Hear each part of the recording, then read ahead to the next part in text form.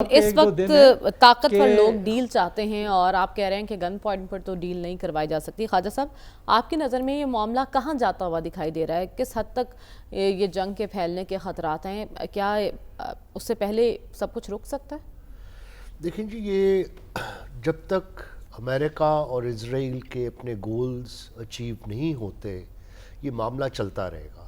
اور یہ جو کہہ رہے ہیں کہ یونیلیٹرل اس کا ایکشن ہے جو مارک روبیو نے کہا صبح، میرا خیال ہے کہ کلیئر ہو گیا آج ٹرمپ صاحب کی ٹویٹ کے بعد، اور ویسے بھی سب سمجھتے ہیں اس بات کو کہ یہ ملی بھگت ہے، یہ امریکہ اور اسرائیل کی کولیجن تھی. ایرانی افواج نے بھی کہہ دیا نا کہ اسرائیل کے ساتھ امریکہ بھی قیمت چکائے گا اس کی. جی، لیکن میں آپ کو تھوڑا سا کانٹیکسٹ بیان کر دوں تاکہ آپ کے پھر کویسچن کا جواب صحیح مل جائے گا.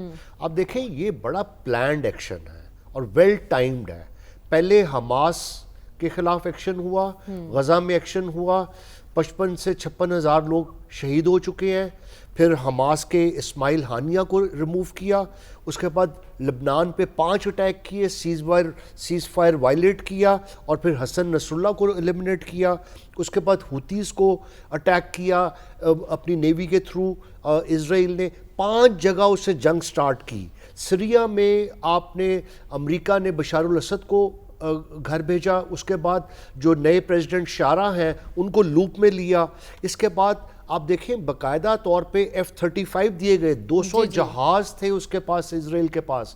وہ کس کے تھے؟ امریکہ کے F-16s، F-15s and F-35. اور پھر اس کی ریفیولنگ کی ایکسرسائز جو تھی وہ پورے 1 سال وہ کرتے رہے تاکہ وہ لانگ رینج سٹرائک کر سکیں. اور انہوں نے باقاعدہ پلان کیا، موساد نے اس میں کام کیا اور پریسیجن ہٹنگ کی.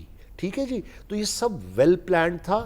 اس کے بعد آپ ایک بات سمجھ لیں، اگر ایران سکوئرلی ڈیفیٹ ہوا ابھی تک اپنے کو سیکیور کرنے میں، اس کے ساتھ ساتھ امریکہ کو سمجھنا چاہیے کہ امریکہ کی سلوگن آف جسٹس